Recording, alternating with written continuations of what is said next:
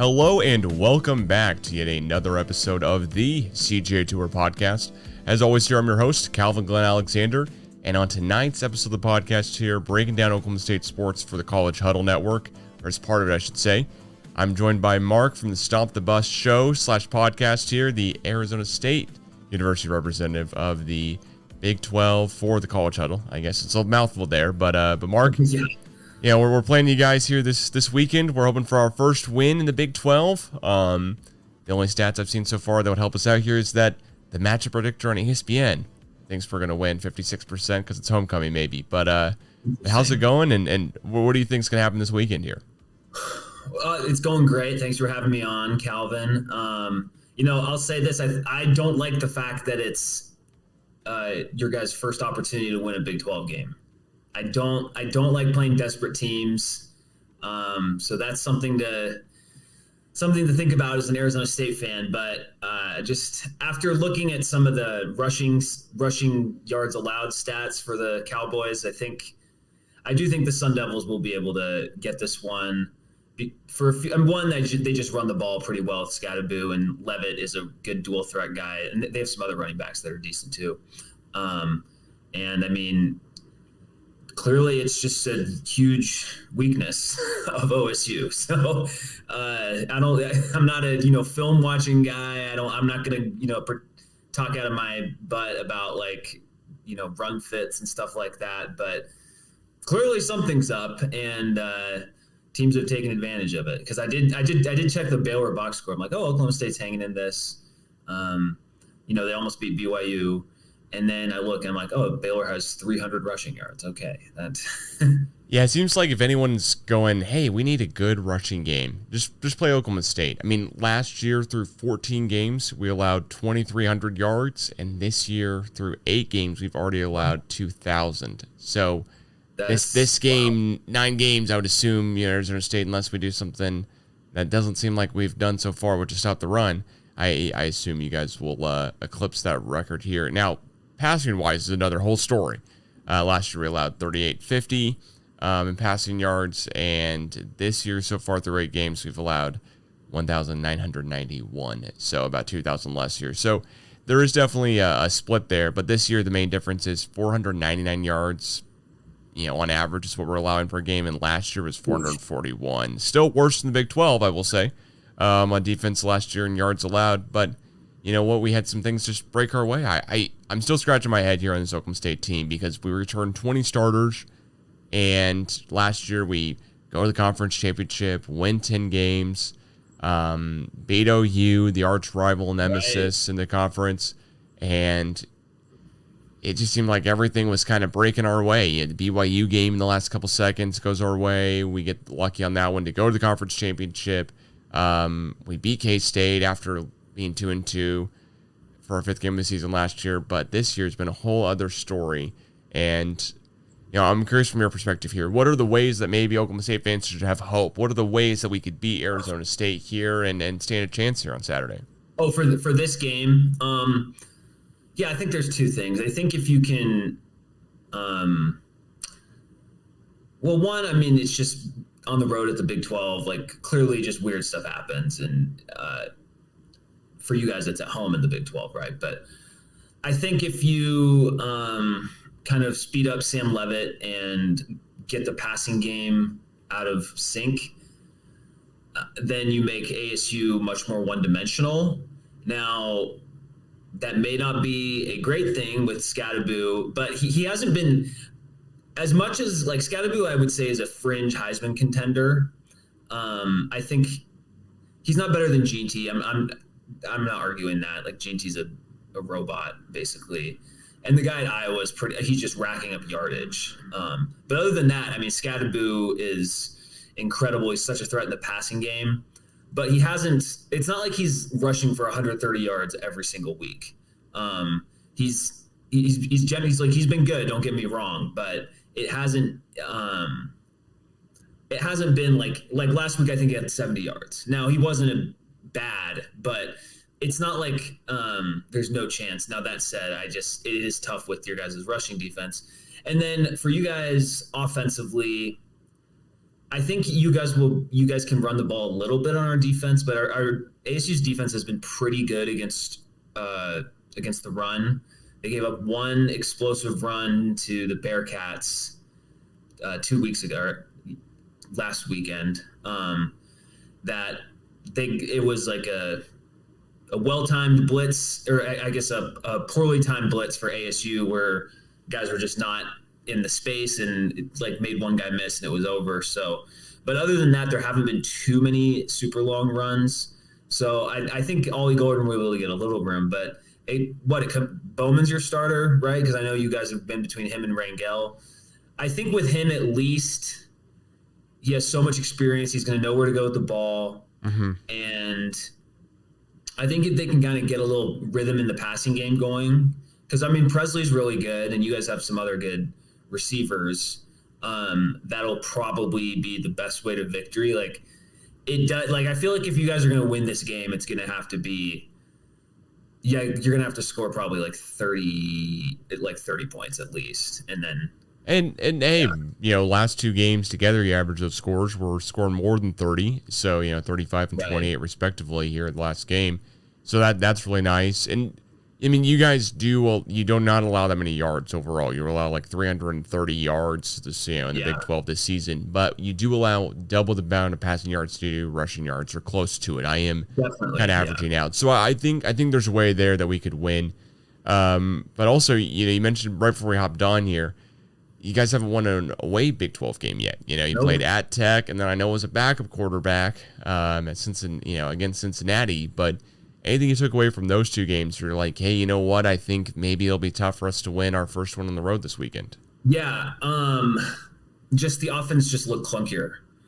That's the best way I could describe it. And then the same thing applied to when they went on the road and beat Texas State. The difference is they were able to figure some things out and come back in that one.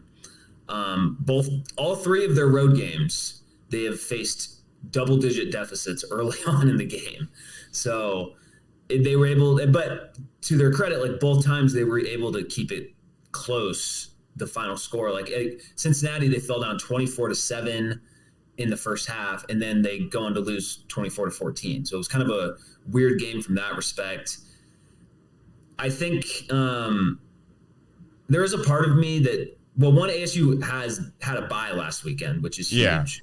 Yeah, helps you guys out a ton, for sure, I would think. It was a very well-timed bye, allowed Sam Levitt to rest more, and it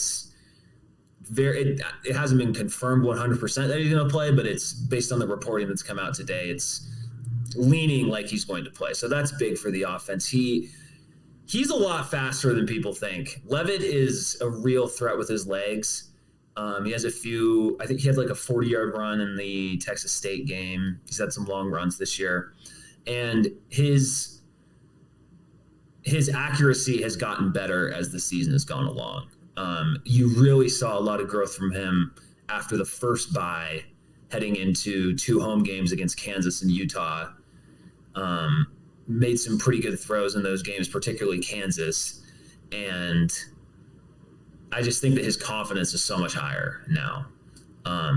And I think another thing, I think it is like there is motivation of like, hey, we haven't won a Big 12 road game, so we need to do that, And if you're Dillingham, you can say like, hey, we've lost to these guys last year, and you got some of the players on the team lost to them 2 years ago. So it's a losing streak scenario too against the Cowboys. Yeah, I was going to add that in. Yeah, I mean, this is the third year in a row. Actually, I mean, that could be some pretty good motivation for this team. So we'll see. It's a different team that was last year, but it is nice to be sitting here in late October, and bowl eligibility isn't wrapped up for ASU, but it would be an absolute catastrophe if somehow they go 0-5 and don't make a bowl game. So it's almost a sure thing, and it just feels like the program is just trending upwards. And I know. I mean, I would think it has to. I know on the Big 12 Huddle we did an episode earlier this year of like kind of the get to know you. Arizona State, and the amount of students you guys have just in your campus network versus Oklahoma State more than doubles. The recruiting base that you guys have and kind of the Southwest is amazing as well too. I only think Arizona State's going to be kind of moving upwards in the Big 12 as far as basketball and football goes. Basketball will be tougher just because the conference is so stacked. But when it comes to football here, I mean, you guys play this weekend in Stillwater. You got home UCF, who's currently on a losing streak as well, just like Oklahoma State. But then you have at K-State and BYU to finish out the season before you play Arizona. So I gotta, no matter what, I hope your win isn't against us this weekend, but I gotta think you guys win one more down the stretch here, probably UCF or Arizona if it's not us. So at least you get the bowl game kind of status. Yeah. I mean, it's not unheard of because there in 2016 ASU started out 5-1 and didn't go to a bowl game, but that team also in a few of their wins, they gave up 40 points. Their defense was terrible.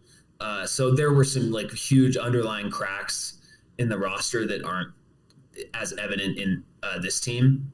But yeah, I mean, let's just say it's a 50-50 game at Stillwater because you mentioned that maybe before the show that ESPN FPI had it as favoring Oklahoma State. Yeah, that's the only thing. Yeah, that really makes me feel any better. I mean, Arizona State's favored right now by 3. I think that line has moved after Levitt was deemed to play because it opened at 1. Arizona State still favored, but by 1.5. So I think the extra 1.5 is the quarterback being able to play. And the line moved significantly once it was announced that he wasn't going to play at Cincinnati too. So yes, we have seen the line move from that, and I mean, the lowest amount of points he scored the whole season was against Cincinnati, right? So I don't think there were 2 missed field goals in there too. Yeah, so that's tough. I do think you guys have a ton of motivation to bounce back, show you're one of the top dogs in the Big 12 here, because standings wise, you guys are not that bad at all comparatively. No. I mean, I know you guys have the 2 losses in the Big 12, but I got to say, when I was thinking about Cincinnati earlier this year, and I was also thinking about TCU, none of those teams to me screamed like they'd be good in the Big 12. But I do see a way that Arizona State's good. I don't necessarily know what makes up Iowa State besides Becht and their quarterback and kind of just some magic by Matt Campbell and the head coach. But their overall program. Yeah, they're so strong there. Generally good defense, yeah. But I would also say coming into the season, that's where I thought Oklahoma State would have here. And not only has the quarterback just absolutely just fallen flat, the whole defense is just allowing a historic amount of yards per game on the ground and honestly also through the air. I mean, when I'm looking through all the stats here, we've allowed more yards, and of course it's just how the math works. We've allowed more yards on defense through the air than you guys have by 500 more yards. And I mean, you guys have allowed 1,200 less yards in rushing than we have. Now you've played 1 less game, so that kind of factors into some stats here. But not necessarily a ton. So there's something that can be said. But overall, the averages are 328 yards a game average allowed versus Oklahoma State at 499. Now, I do say that to go offensively, we're right there with each other here in the Big 12. For sure. You guys average about 401 yards a game. We average 399. And that's 1 less game you guys have played. So maybe this weekend we do a little bit better there. We don't allow the 400-ish, although we're not trending in the right direction there, I will say as well too. It just is one of those things that's very confounding to me as an Oklahoma State fan. Coming into the season, I just really expected so much more and was so much more hopeful than I am at this point in the season here after 5 games in a row that we've just absolutely just laid an egg. We stood tall in a couple of games here and been close, but man, things have just not gone our way and some as well. When you're thinking about, hey, Stillwater coming, it was only 2 years ago you guys were in Stillwater. Right. Was Jaden Daniels part of that team? I'm trying to remember now. No, I don't think so, right? This was the first year post Jaden Daniels. Gotcha. Emory Jones. So you guys have just been building towards this moment almost. I mean, as far as I'm thinking, right? And, it's a night game in Stillwater. I always want to say that's on our side. It's homecoming. I always want to say that's on our side too. I just don't have much to go off of. But if anything right now, what scared you about Oklahoma State? Yeah, it would be your guys' passing game, I would say.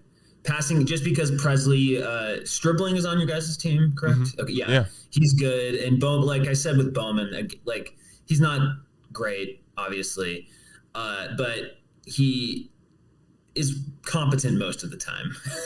And then Gordon has looked better in recent games too. So, although I didn't watch any of the Baylor Oklahoma State games, so I can't give a full.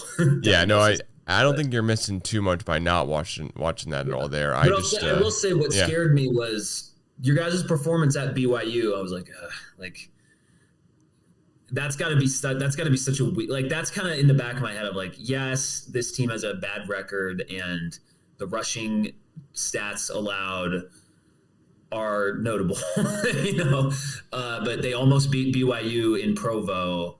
So like, it's not like you're playing, like, it's not like we're playing, I want to say Houston. Like, I don't even know who it might be Arizona, the worst team in the Big 12, or Utah right now without any sort of offensive identity. I don't know, but it's not like you're playing a team that just has nothing to offer.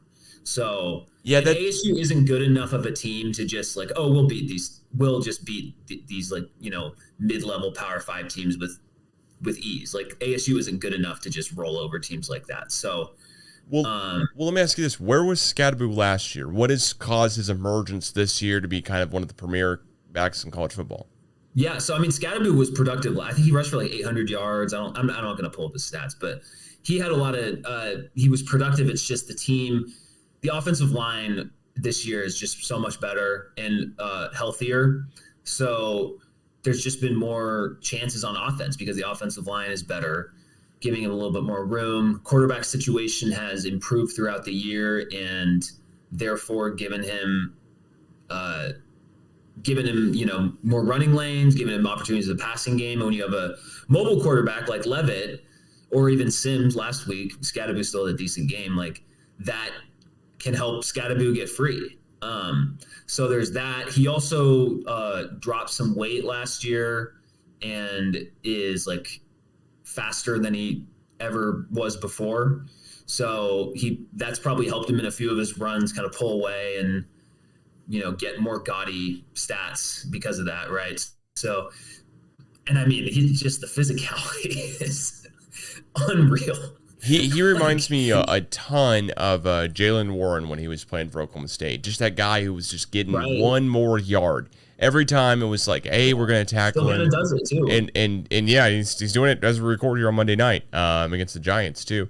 But yeah, it was so impressive to see Scadaboo just fight for every single, hey, I'm going to get that one more inch. I'm going to turn that way. I'm going to, they're tackling me backwards. Balanced. Yeah, just incredible skill set there. Balance is unreal. I mean, honestly, like the 50-yard run he had against Utah, the first one, and there was a video going around that like captured it beautifully. Like it reminded me a little bit like when he just kind of almost went down, but his knee was still like 3 inches above the ground or something. Like it reminded me of the Marshawn Lynch run against the Saints from the playoffs like 15 years ago. Like there was an element of that. Like he was just shedding tacklers. Like it's crazy and he's so good in the passing game too. Like Levitt, I think he's our second leading receiver. It's Jordan Tyson is number one, and then it's Scadaboo. So, jeez, yeah. Some of that speaks to ASU's been in a few games where like the running game has just been working so well. It's like, well, we're not going to mess this up and start rifling the ball around and risk some incomplete passes. So. It does make for kind of a weird stat sheet because we kind of have one receiver that we go to often, and then it's like Scadaboo feels like our second option. So very versatile. And yeah, right now he's the face of the program. So that's something ASU hasn't. They had it a little bit with Jaden Daniels, particularly more so his freshman year than his. It's a weird timeline with Jaden Daniels at ASU, but Scadaboo, it feels a little bit more rock solid. I maybe compare it to more when N'Keal Harry was at ASU. So it's nice to have someone emerge like that in a season where ASU has a 5-2 record and they're a good team, but they're not like like if they didn't have Scadaboo, they probably wouldn't have a 5-2 record.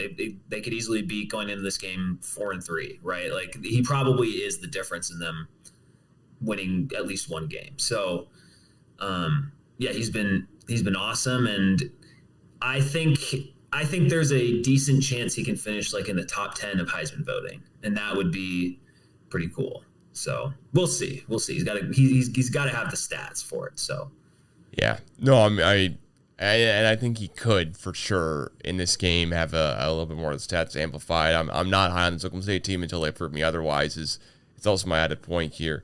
With that being said, what's your kind of score prediction for this weekend's matchup? Yeah, I'm gonna go. I'll go 33-24 ASU. Okay.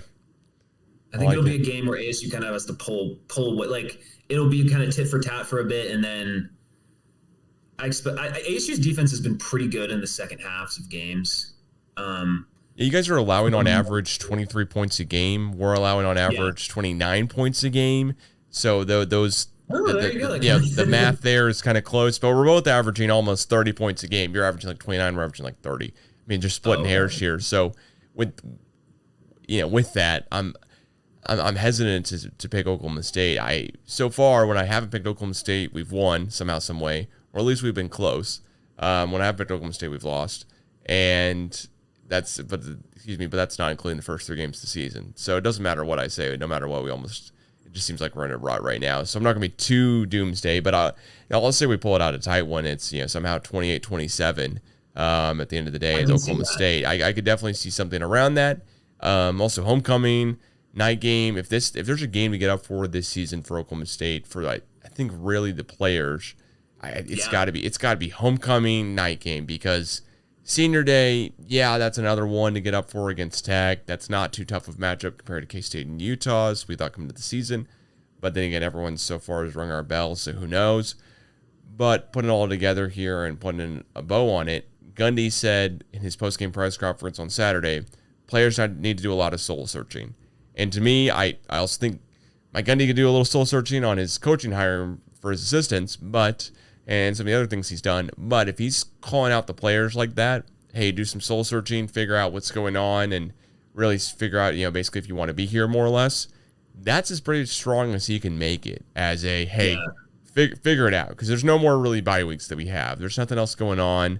We're playing it out, and if we lose out on the bowl streak that we've had for 19 years now, I think Gundy's saying so be it. So we're putting everything we can, throwing everything at the wall here. And when a team's able to throw the kitchen sink at you, that always makes me nervous. I think that's what we're really worried about with Utah, honestly, when they played us. Is just they were throwing everything at the wall. They had their back quarterback, and it worked out well for them. So, yeah, no, it's the fact that you guys haven't won a Big 12 game I wish you guys had pulled out one of these last 2, because you can't fake the desperation. You just can't. And so ASU dealt with that when it played Kansas earlier in the year. In Kansas, now the difference is Kansas was losing games close. Oklahoma State, I think the Utah game finished close, but it was kind of we scored 6. It was 22-3, and then we scored 16 points because we made both 2-point conversions there at the end, basically in like a 5-minute time span in the fourth quarter. I mean, it was just wild how quickly we were able to score and convert the 2-pointers and do all of that. And I think everyone's just left scratching their heads going, okay, so where was this offense the whole other, the whole other 55 minutes of the game? Because it was bizarre. And then we can talk through the West Virginia game where we basically have the ball for 17 minutes of the 60 minutes in that game. There's just there's been some weird matchups. I mean, West Virginia beat us 38-14 though. So it's not like, hey, we never stood it. I mean, we clearly had a chance there. I mean, we scored 14 and we let up 38. It's not like there was some super fluky thing where they won the last second and that's what happened there. So I'm very hopeful and optimistic because I remain to be an optimistic Oklahoma State fan who doesn't want to say it's all doom and gloom until at least the season's over and we put the record down in the books and move on. Right. But I also don't want to be super hopeful. I've reached the point in the season where hey, we're 3-4. We officially now have a losing record through 7 games. Through 1 or 2 games, hey, it's all right. Through 4 games last year, having a 500 record, hey, it's fine. But, man, having a losing record through 7 is just something we haven't seen in quite a while from this Oklahoma State team. And, through 8 games, because it's now we've lost that 5th game in a row. So it's just a weird funk. And Gundy's press conference this week here for his Monday presser was the shortest one this season. So I think there's a lot of, hey, I'm annoyed, you're annoyed, let's get on with it. Let's see what we can do. So I'm hoping that means something for us at least. Yeah, totally. Well, it does create an interesting setting to it. That's for sure. And a question for you, like Oklahoma State, was ranked entering the year. There were expectations, not just from the Oklahoma State fan base, like this could be a Big 12 championship team and therefore a playoff team. Like, I mean, I imagine the fan base is not reacting well to this season and Mike Gundy potentially. Like, I imagine it's just been a very unpleasant experience. Yeah, it really has. There are so many fans who are calling for one of the 2 coordinators' heads because Gundy's been with the program for 20 years. You're not necessarily just calling him straight out unless we see this happen a couple years in a row. Especially after last year, too. Yes, exactly, that as well. I mean, last year the season started off 2-2, and I think a lot of fans were starting to kind of call for Gundy's head. I mean, there's at least a little bit of talk of that. And then the way the season ends, winning 8 more games after that, granted, it wasn't 8 straight, but still, the fans are not going to be mad. Beat OU. I mean, that's a victory within itself because Gundy's done it 4 times in his career. So there's a lot of things that last year just helped out the whole case. But this year, everything falling so flat on their face and everyone just falling basically just so poorly overall. I think now it's, hey, one of the coordinators has to go. Like, we're tired with this. This should have been the year. The only real explanations we have is that the defensive guys have been injured. We're now out 3 starters.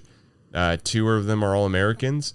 And, a 4th has missed some time. He missed the BYU game and Trey Rucker. So, but that's really the only explanation. And so when that's the only explanation to me is like, hey, we had 4 guys injured on the defense and 3 starters out.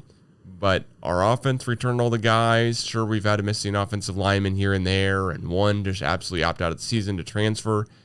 But that's never really a whole case scenario. I just can't land it all on those couple points. So to me, that means one of the coordinators is gone after the season.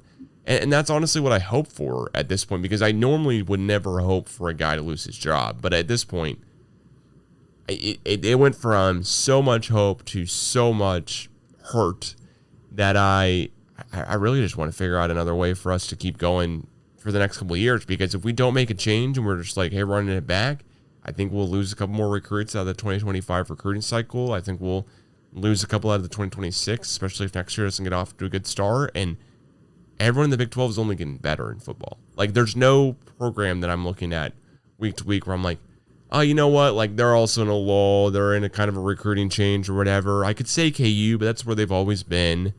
They have a couple of good years and a couple of bad years. And this year they had expectations, but it wasn't good. Arizona. I mean, maybe. I mean, yeah. I mean, am I hopeful that Arizona's going to be bad? Sure. But Colorado then is doing good. And Utah's, probably got they want Brennan something fired. going. They want him gone. They're really? Okay. Yeah, I mean, this season Arizona did have a lot of expectations. Yeah. Yeah. So, and that's kind of baked into why there's so much frustration and just general upsetness is because I have heard the argument of like, you have Tetro McMillan, you have these other really talented guys. It's like, we need to take advantage of this, because who knows when these type of players are going to be back here. So, and it has not gone well for them. So, interesting how like the only team that survived being ranked in the preseason of the Big 12 was K-State, basically. Everyone else has struggled.